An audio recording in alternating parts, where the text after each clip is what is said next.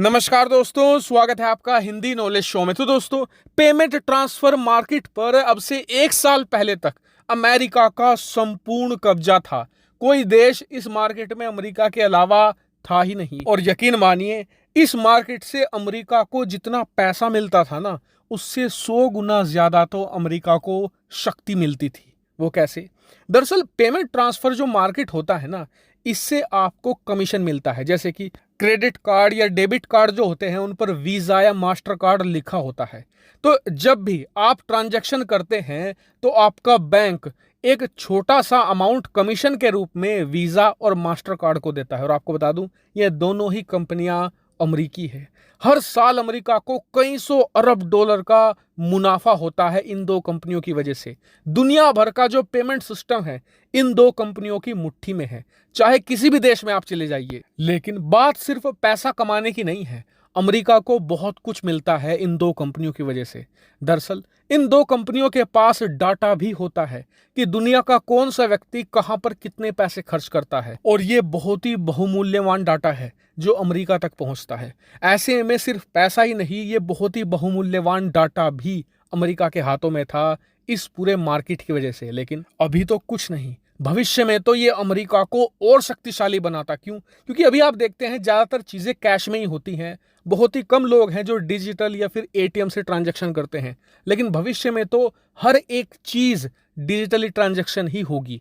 ऐसे में भारत ने अब से एक साल पहले इस मार्केट में एक्टिव होना शुरू किया और बहुत ही अल्ट्रा एग्रेसिव होकर अपने दो प्रोडक्ट मार्केट में उतारे और अमेरिकी मार्केट छीननी शुरू कर दी। पहला प्रोडक्ट था यूपीआई, जो करता है कार्डलेस ट्रांजैक्शन को। उदाहरण के लिए फोन पे, पेटीएम से आप बिना कार्ड के भी पेमेंट कर सकते हैं। दूसरा उतारा गया रुपे कार्ड। हालांकि रुपे कार्ड बहुत पुराना था, लेकिन इनका प्रमोशन एक साल पहले बहुत एग्रेसिव तरीके से किया गया, जिस वजह से भारत ने 1-1.5 साल के अंदर ही 60% कार्ड मास्टर कार्ड से हटाकर या वीजा से हटाकर सीधे ला दिए रुपे कार्ड पर। इतना ही नहीं, आस पड़ोस के जितने भी देश थे, नेपाल, भूटान, इसके अलावा अरब देशों में भी, चाहे वो यूएई ही क्यों ना हो, वहां पर भी हमने रुपए कार्ड पहुंचा दिया, वहां पर एंट्री दिलवा दी, जिससे कि वहां का मार्केट भी भारतीय रुपए कार्ड आज की तारीख में कैप्चर कर रहा है। लेकिन अब आरबीआई ने एक और बहुत बड़ा स्टेप उठा लिया है। दरअसल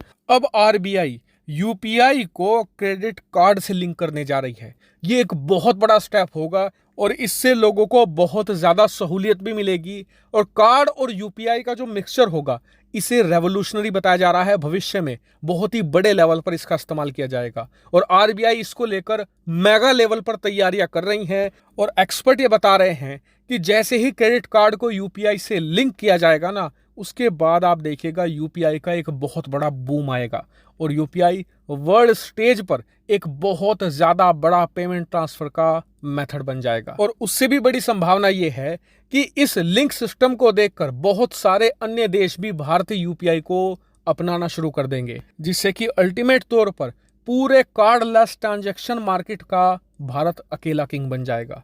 तो ये एक बहुत बड़ा और अच्छा स्टेप है आरबीआई का। हम इसके लिए उन्हें बहुत बहुत बधाई और शुभकामनाएं देते हैं। हालांकि आपका इस पर क्या मानना है, कमेंट करके जरूर बताएगा। फिलहाल इस वीडियो में इतना ही। Thank you very much for watching video.